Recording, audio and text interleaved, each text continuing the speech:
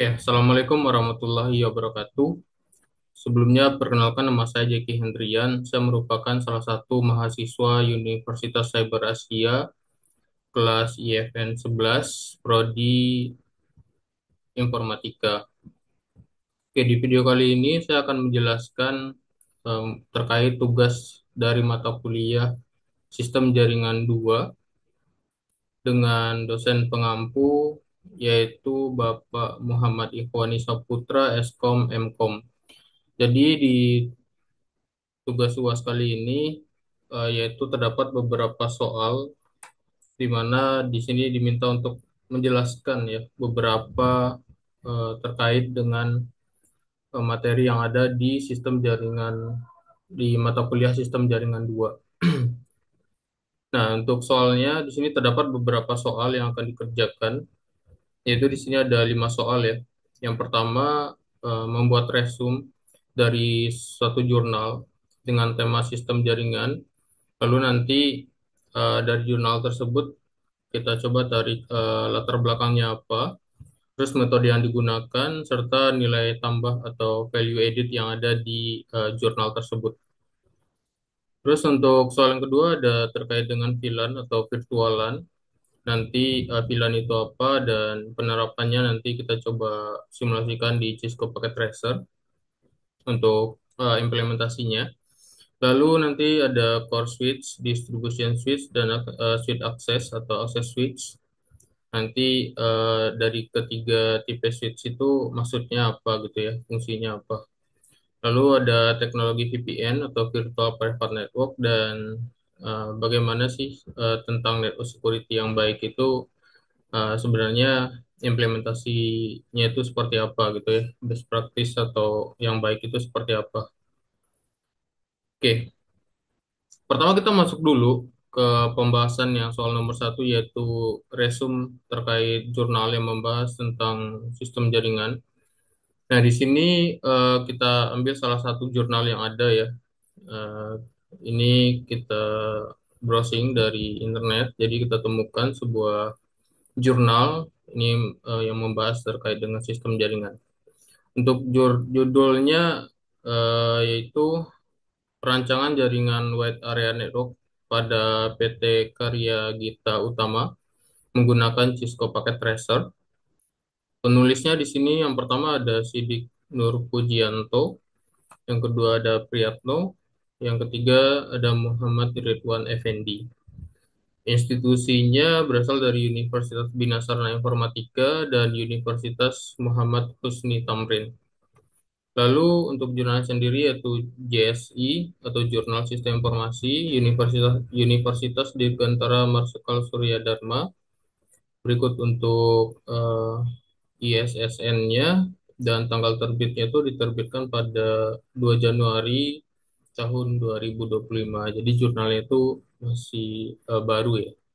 Jadi masih update. Nah, untuk latar belakang dari jurnalnya adalah dengan perkembangan teknologi informasi di era industri 4.0 sekarang, 4.0 ya. Ini merupakan perusahaan dituntut untuk memiliki sistem komunikasi dan transfer data yang andal, terutama di PT Karya Gita Utama menghadapi kendala jaringannya itu seperti kendala jaringan yang dihadapi, yang pertama ketergantungan pada email untuk pertukaran data. Seringnya terjadi kemacetan jaringan atau delay, ketidakefisienan dalam komunikasi antar kantor pusat di Cibubur dan cabang di Sukabumi. Jadi ini ada kantor pusat dan kantor cabang ya. Nah, oleh karena itu diperlukan perancangan jaringan wide area network untuk mempermudah komunikasi dan pertukaran informasi. Cisco Packet Tracer ini dipilih sebagai aplikasi simulatornya. Nah, jadi latar belakangnya adalah terdapatnya beberapa kendala dari jaringan yang ada di PT Karya Gita Utama. Lalu untuk mencari solusinya, maka di sini dilakukanlah simulasi menggunakan simulator Cisco Packet Tracer. Nah, metode penelitian yang digunakan adalah yang pertama observasi, observasi langsung terhadap kondisi jaringan di perusahaan, lalu wawancara atau interview dengan pihak terkait, lalu studi pustaka untuk merujuk teori-teori relevan dan pengembangan jaringan. Nah, selanjutnya langkah teknis yang diimplementasikan yaitu mendesain topologi WAN dengan software Cisco Packet Tracer menyusun arsitektur jaringan, menambahkan router, switch, serta konfigurasi IP. Nah, ini segmen IP pada kantor pusat yang digunakan yaitu 192.168.20.0/24. Lalu di kantor cabang yaitu segmen 192.168.10.0/24.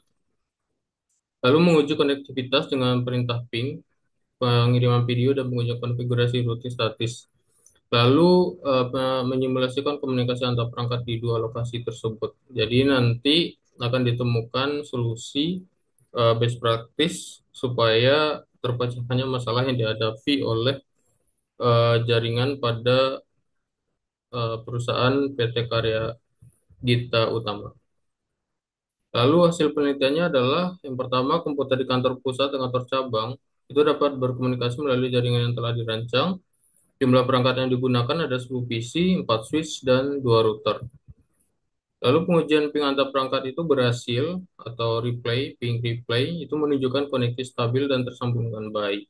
Penerapan static routing ini memungkinkan komunikasi dua arah yang efisien antar subnet. Lalu pengiriman data antar server PC itu berhasil secara real time pada simulasi. Lalu topologi jaringan digunakan adalah topologi bus yang dimodifikasi sesuai dengan kebutuhan lokasi. Lalu value added atau nilai tambah dan kontribusi ilmiah yang eh, dari jurnal ini adalah yang pertama, solusi nyata terhadap masalah komunikasi jaringan antar cabang perusahaan dengan pendekatan low cost tanpa implementasi langsung atau production. Jadi ini menggunakan simulator gitu ya. Jadi dilakukan simulasi tanpa ada perubahan di eh, kondisi real dari infrastruktur jaringan perusahaan itu sendiri sehingga bisa mengurangi yang namanya downtime dan menjaga availability dari jaringan. Lalu yang kedua, optimalisasi penggunaan Cisco Packet Tracer sebagai platform pembelajaran dan perancangan infrastruktur jaringan. Lalu peningkatan efisiensi operasional perusahaan melalui desain one yang terstruktur. Lalu model referensi praktis bagi pelaku industri maupun akademisi dan perancangan jaringan sederhana namun efisien dan efektif. Oke, soal yang kedua ini membahas terkait dengan VLAN atau virtual LAN dan implementasinya di Cisco Packet Tracer. Mungkin di sini saya akan menjelaskan konsepnya saja ya dari VLAN itu sendiri dan nanti kita coba lihat sedikit untuk implementasinya bagaimana di Cisco Packet Tracer. Yang pertama VLAN itu apa sih gitu ya? Jadi VLAN itu adalah Virtual Local Area Network, di mana sebuah teknologi atau protokol jaringan yang digunakan untuk memecah jaringan besar menjadi beberapa segmentasi jaringan kecil secara logika. Jadi di dalam switch, misalkan kita mempunyai segmentasi jaringan yang besar dan kita ingin memecah yang namanya broadcast domain, lalu kita bisa memecahnya menggunakan protokol virtual local area network ini menjadi beberapa segmentasi jaringan yang lebih kecil. Nah, selain itu, virtual LAN ini juga diperuntukkan sebagai pemisah ya antar segmen. Misalkan di beberapa perusahaan itu kan terdapat beberapa divisi atau departemen. Misalkan eh, divisi IT, finance, lalu BOD dan lain-lain. Itu VLAN-nya bisa kita pisahkan sehingga kita bisa menentukan prioritas jaringan yang akan diprioritaskan ya. Skala prioritasnya bisa kita tentukan dengan adanya pemecahan VLAN atau segmentasi tadi. Nah, jadi VLAN itu intinya adalah memecah jaringan yang berukuran besar menjadi beberapa bagian, menjadi beberapa segmentasi jaringan secara logis. Itu biasanya dilakukan, konfigurasinya biasanya dilakukan pada perangkat yang namanya switch. Nah, ini tujuannya ya, segmentasi jaringan, lalu keamanan, yaitu VLAN itu VLAN yang berbeda, tidak bisa langsung berkomunikasi kecuali nanti kita menggunakan yang namanya router. Router inilah yang nanti menghubungkan perangkat jaringan, yang menghubungkan segmentasi jaringan yang berbeda. Lalu efisiensi kinerja, lalu fleksibilitas dan skalabilitas. Nah, ini perpindah user atau device tidak perlu perubahan fisik atau kabel. Jadi kita cukup memisahkan yang namanya VLAN tadi. Jadi VLAN itu nanti dia ada punya VLAN ID namanya. Lalu jenis-jenis VLAN. Nah, VLAN itu banyak ya. Ada VLAN default. Nah, ini biasanya disebut dengan nah ini biasanya VLAN satu. Jadi di switch itu secara default sudah terkonfigurasi yang namanya switch satu ini, yaitu VLAN default. Lalu ada VLAN data. Nah, ini VLAN user dan data traffic itu berada eh, VLAN tempat user dan data traffic berada. Biasanya itu non management dan non voice. Nah, voice ini, VLAN voice ini digunakan khusus untuk traffic voice atau suara. Contohnya kalau di paket tracer itu ada IP phone gitu ya. Jadi dia akan sebagai ya, VLAN untuk VLAN suara atau VLAN voice. Lalu ada VLAN manajemen, biasanya digunakan untuk remote access ke perangkat. Lalu ada native VLAN. Nah, VLAN digunakan untuk membuat traffic untagged di trunk link. Defaultnya adalah VLAN satu. Jadi nanti ada tag dan untag ya. Makanya ada trunk dan access mode. Lalu ada guest VLAN. Ini biasa digunakan untuk khusus untuk tamu misalkan ya. Jadi segmentasi tamu, misalkan ada tamu datang ke kantor, jadi kita hubungkan ke segmen untuk guest atau tamu gitu ya. Jadi kita pisah segmentasi jaringannya. Jadi tidak campur dengan segmentasi jaringan untuk karyawan. Lalu konfigurasi VLAN. Nah, ini untuk topologi pertama yang kita gunakan ya. Ini terdapat satu switch, di mana switch ini akan dikonfigurasi dua VLAN, yaitu VLAN 10 dan VLAN 20. Segmentasinya 192.168.10.0/24 untuk VLAN 10 dan titik 20.0/24 untuk VLAN 20. Nah, ini ada VLAN IT dan VLAN Finance. Nah, ini konfigurasi yang pertama. Ini dilakukan untuk konfigurasi VLAN ID dan VLAN name. Nah, ini kita konfigurasi pada switch-nya. Nah, ini VLAN 10 namanya VLAN IT, lalu VLAN 20 namanya VLAN Finance. Nah, terus nanti kita konfigurasi, kita assign interface. Beberapa interface ini ada interface satu 2 itu untuk VLAN 10 dan 3 dan 4 untuk VLAN 20. Nah, ini untuk konfigurasinya menggunakan switch access VLAN, switch port access VLAN 10 dan switch port mode access. Lalu kita verifikasi, nah ini sudah terkonfigurasi VLAN 10 dan VLAN 20 di sini. Ada VLAN IT dan VLAN Finance dan interface yang digunakan untuk masing-masing VLAN sudah di-assign ke setiap VLAN. Nah, ini kita tes ping untuk PC atau komputer yang berada di satu VLAN itu sudah bisa saling berkomunikasi. Jadi pingnya udah reply. Lalu untuk VLAN yang berbeda itu belum reply atau RTO di sini karena oleh karena itu untuk menghubungkan supaya antar segmen VLAN itu bisa VLAN yang berbeda bisa saling berkomunikasi itu kita butuh yang namanya gateway, router gateway. Jadi kita butuh perangkat tambahan yaitu router.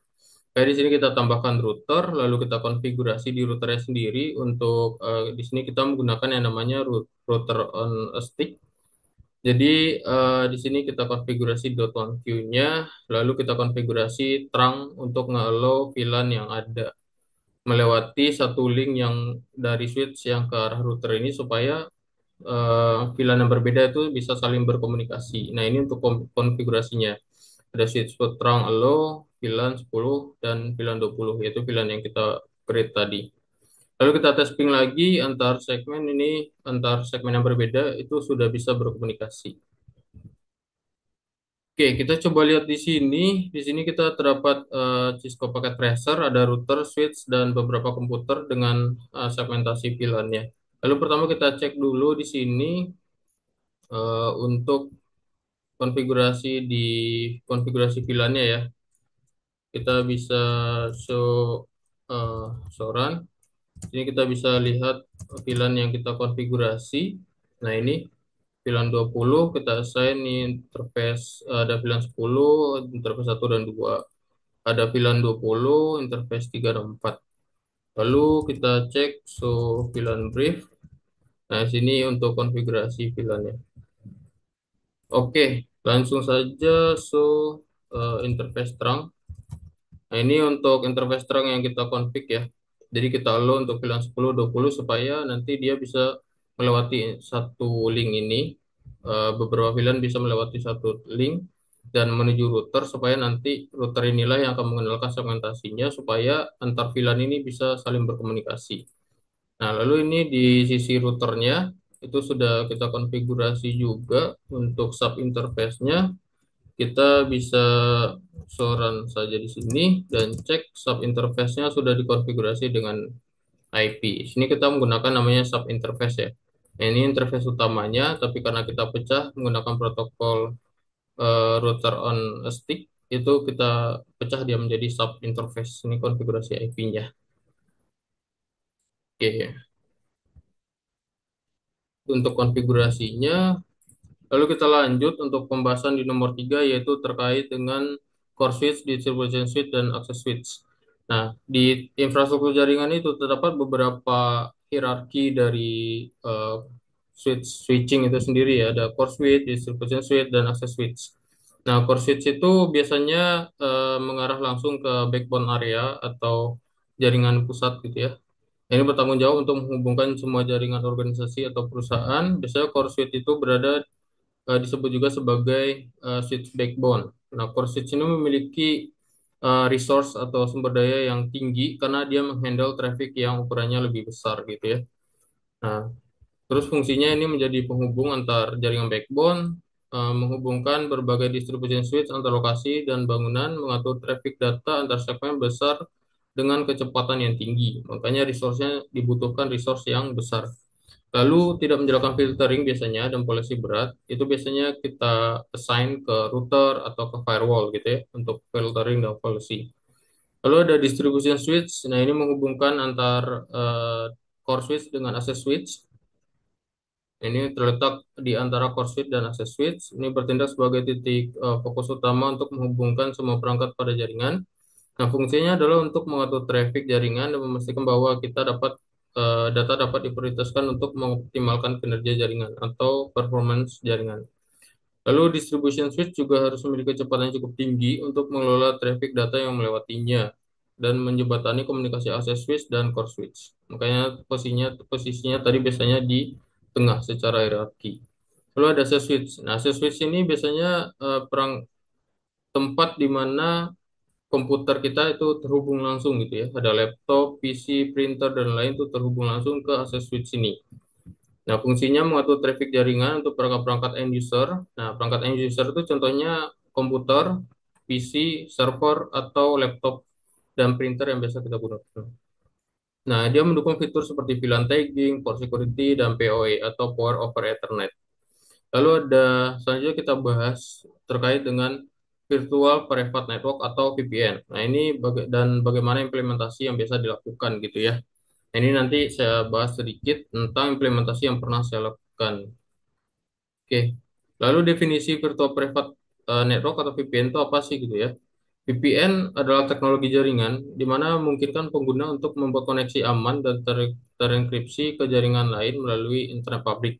Jadi nanti itu ada gambaran topologinya seolah-olah kita tuh jadi kita akses jaringan yang ada di internet atau jaringan publik, tapi dengan ada VPN ini seolah-olah kita berada di jaringan privat. Jadi kita membuat jalur khusus ya betul biasanya berupa tunneling sehingga data atau traffic yang kita kirimkan itu terenkripsi dan aman gitu ya ketika melewati jaringan publik atau internet. Nah, lalu fungsi dan manfaatnya apa? Yang pertama pastinya untuk security atau keamanan, di mana data yang dikirim itu akan dienkripsi lalu dikirim ke perangkat satunya lagi di set yang lain, nanti dilakukan decrypt baru diterima oleh end user. Lalu ada remote access, di ini biasanya digunakan untuk remote access ke perangkat, misalnya kita kerja itu work from home ya, atau work from anywhere, dan kita ingin akses perangkat yang ada di kantor. Jadi kita bisa menggunakan VPN ini sebagai media untuk remote access. Lalu ada firewall bypass, ini mengakses layanan yang diblokir oleh ISP atau firewall lokal. Terus data integrity, di mana menjamin data tidak berubah atau dirusak selama transmisi. Biasanya penyadapan itu dilakukan ketika kita biasanya akses internet publik ya. Nah, itu kan tidak ada yang bisa menjamin secure atau keamanan dari data yang kita kirimkan melalui internet. Biasanya ada threat actor itu biasanya melakukan penyadapan terhadap data yang kita kirim. Namun dengan ada VPN ini kita membuat jalur khusus tunneling sehingga data yang kita kirim itu tidak bisa disadap oleh pihak yang tidak bertanggung jawab. Lalu ada privasi ini menyembunyikan alamat IP asli dari publik gitu ya. Jadi kita nanti bisa membuat masking IP kita tuh tidak IP aslinya server kita tuh bisa tidak diketahui oleh pihak yang ada di internet. Nah, jenis-jenis VPN tuh banyak ya sebenarnya. Ini ada beberapa. Yang pertama remote access VPN, contohnya adalah SSL atau Secure Socket Layer Virtual Private Network. Ini biasanya digunakan untuk remote access ke perangkat. Lalu ada satu set ini menghubungkan perangkat jaringan antar lokasi ya. Misalkan ada kantor pusat dan kantor cabang itu ingin diamankan trafficnya. Nah, biasanya kita membuat yang namanya VPN satu set ini. Biasanya menggunakan protokol IPsec, IP secure gitu ya. Jadi nanti berupa tunneling atau overlay. Lalu ada contoh penggunaan VPN. Nah, karyawan nih yang pertama bekerja dari rumah, pengen akses services yang ada di server kantor gitu ya. Biasanya menggunakan remote access. Lalu ada koneksi cabang antar kantor yang berbeda lokasi. Nah, ini biasanya bertukar data internal dengan aman. Karena adanya tunneling tadi ya, menggunakan VPN. Lalu mahasiswa akses jurnal kampus dari rumah melalui SSL VPN portal. Lalu keuntungannya apa? Pastinya pertama tadi untuk security ya atau keamanan data di jaring publik. Lalu akses jarak jauh ke sumber daya atau resource internal, meningkatkan privasi pengguna dan mengurangi risiko yang namanya data leak ya, kebocoran data saat bekerja dari luar kantor. Oke, implementasinya contohnya seperti ini. Ini contoh simpelnya ya, contoh simpel implementasinya. Di sini kita menggunakan satu platform. Ini contohnya FortiGate. Ini satu produk dari Fortinet ya. Di sini terdapat dua lokasi, yaitu HQ1 dan HQ2. Masing-masing lokasi itu memiliki FortiGate, itu perangkat FortiGate. Ini untuk IP gateway-nya, untuk HQ1, dan ini untuk HQ2, untuk remote gateway yang akan digunakan nanti. Lalu di sini terdapat segmen internalnya. Ada 10, 170, 124, dan SQ2 ada 10, 200/24. Jadi, dari topologi ini, kita melakukan implementasi konfigurasi VPN IPsec side to side antara perangkat FortiGate SQ1 dan perangkat FortiGate SQ2. Jadi, ketika end user atau klien yang ada di dua lokasi ini ingin saling berkomunikasi melewati jaringan internet, itu bisa secure karena kita membuat jalur khusus tunneling menggunakan VPN side to side, yaitu menggunakan IPsec VPN. Nah, di mana tujuannya ini? Perangkat internal yang di lokasi HQ, HQ1 dan 2, HQ1 dan HQ2 itu bisa berkomunikasi dan berkirim data dengan aman melalui internet atau jaringan publik. Lalu dengan menggunakan IPsec VPN ini, setiap data yang ditransmisikan akan di-encrypt terlebih dahulu sehingga bisa dikirim dari SQ1 FortiGate di-encrypt sampai ke SQ2 FortiGate lalu dilakukan decrypt sehingga data asli yang dikirim dari klien yang ada di SQ1 itu bisa dilihat oleh klien yang ada di HQ2 setelah dilakukannya decrypt. Nah, ini dengan menggunakan jadi langkah-langkah konfigurasinya. Yang pertama ada konfigurasi di HQ1 dulu, FortiGate HQ1. Konfigurasinya itu ada fase 2 terlebih dahulu. Jadi di IPsec FortiGate itu ada konfigurasi fase 1 dan fase 2. Fase 1 itu biasa juga disebut dengan IKA. Nah, konfigurasi yang ada tuh biasanya umumnya ada remote gateway, yaitu IP address gateway-nya ya, yang di site-nya satu lagi. Lalu ada interface-nya, lalu autentikasi metode yang digunakan, Visa key. Nah, ini kunci yang akan digunakan dalam proses encrypt dan decrypt data tadi. Lalu ada modenya, key version, encryption, DH group. Lalu konfigurasi fase 2 ada local subnet, remote subnet, protokol, dan encryption. Lalu konfigurasi static root supaya segmentasi antar lokasi itu bisa saling berkomunikasi, makanya di konfigurasi namanya routing. Lalu ada konfigurasi policy. Nah, ini untuk mengizinkan atau mempermit traffic antar lokasi supaya bisa saling berkomunikasi. Jadi policy ini adalah kebijakan atau tindakan yang akan dilakukan terhadap traffic tertentu. Jika ada traffic ini, maka apa yang akan dilakukan oleh perangkat FortiGate tersebut gitu ya, seperti allow atau deny. Nah, untuk konfigurasi di FortiGate SQ2 itu sama dengan FortiGate HQ1 sebelumnya, ada fase 1, fase 2, routing, dan policy. Namun yang bedanya di sini adalah konfigurasi gateway-nya. Pastinya gateway yang konfigurasi di sini adalah remote gateway yang dikonfigurasi adalah IP yang ada di HQ1. Lalu selebihnya itu kurang lebih sama selain dari segmentasi-segmentasi yang ada gitu ya. Jadi menyesuaikan dengan segmentasi yang ada di masing-masing HQ, kantor HQ. Untuk preset-nya harus sama, enkripsinya itu harus sama juga. Jadi harus sama, beberapa konfigurasi itu harus sama ya, sama persis dengan apa yang ada di FortiGate SQ1 dan FortiGate SQ2. Konfigurasi static root ke arah SQ1, lalu konfigurasi policy. Oke, itu pembahasan terkait dengan VPN. Baru nanti terakhir dilakukannya verify untuk memastikan traffic sudah bisa reachable antar lokasi dan bisa ditransmisikan secara secure atau aman. Oke, yang kelima, network security dan implementasinya yang baik itu bagaimana sih gitu ya. Pertama kita bahas dulu network security itu apa sih gitu ya. Network security atau keamanan jaringan di mana ini serangkaian kebijakan, prosedur, perangkat keras atau hardware dan software atau perangkat lunak. Ini dirancang untuk yang pertama, melindungi integritas kerahasiaan dan ketersediaan data dalam sistem jaringan. Lalu mencegah akses yang tidak sah atau unauthorized access. Lalu penyadapan perusahaan maupun pencurian informasi. Lalu menjamin komunikasi antar perangkat dalam jaringan tetap aman dan terlindungi dari ancaman internal maupun eksternal. Lalu komponen utama network security itu apa sih gitu ya? Di antaranya ada firewall, intrusion detection dan prevention system atau IDS, IPS, lalu ada antivirus, anti malware dan WAF atau web application firewall. Lalu implementasi network security yang baik itu ada beberapa ya. Ini ada beberapa contoh best practice yang bisa dilakukan. Yang pertama ada defense in depth. Ini keamanan berlapis. Jadi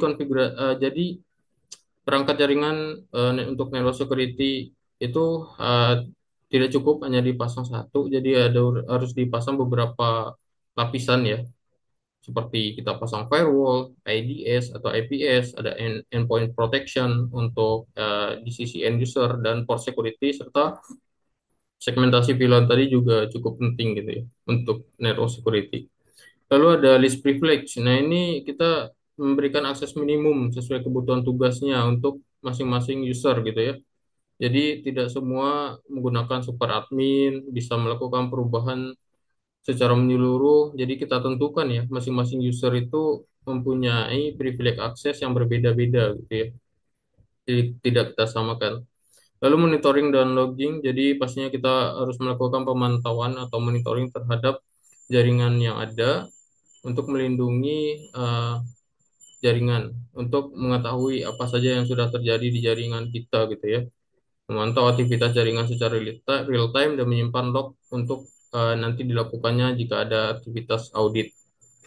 Lalu ada edukasi dan security awareness ini sangat penting sekali. Jadi kepedulian terhadap keamanan jaringan, pemahaman terhadap etika hacking, pemahaman terhadap threat dan ancaman yang ada di internet itu sangat penting ya. Sehingga kita tidak mudah dikelabui oleh threat actor atau pihak yang tidak bertanggung jawab. Ini biasanya targetnya adalah orang-orang yang awam terhadap pemahaman network security atau networking dan lain-lain atau cyber security gitu ya. Lalu ada patch management dan update. Nah, pastinya di perangkat kita mempunyai sistem operasi itu harus kita perhatikan dan harus kita lakukan patching, upgrade supaya setiap fitur security-nya selalu update gitu ya. Karena seiring berkembang teknologi pasti serangan-serangan itu terbarui gitu ya, selalu update. Lalu uji keamanan berkala atau penetration testing. Jadi pentingnya untuk melakukan pen test ya supaya kita tahu apa saja yang eh, apakah di jaringan kita atau perangkat jaringan kita ada kerentanan atau tidak, ada vulnerability atau tidak gitu ya. Makanya kita harus lakukan yang namanya penetration testing. Baru nanti kita lakukan remediation atau apa ya, update terhadap apakah butuh update atau tidak. Kalau butuh, maka nanti kita lakukan update terhadap OS-nya dan lain-lain gitu. Jadi ini pentingnya untuk menguji ketahanan atau ini biasanya ada hardening dan lain ya untuk menguji ketahanan dari infrastruktur jaringan kita.